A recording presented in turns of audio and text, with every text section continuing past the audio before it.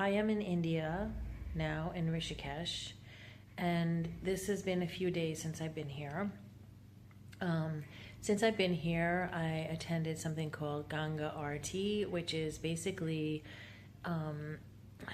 a ritual that happens here, and you place flowers and you offer them in this little bowl, which I'll share a picture here, to Ma Ganga, which is the mother. And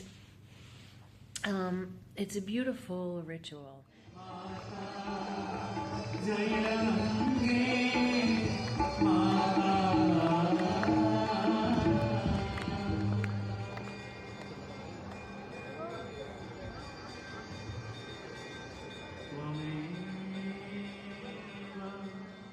It's very crowded during that because many people come. It's a place of pilgrimage and a very exciting place for many people to come to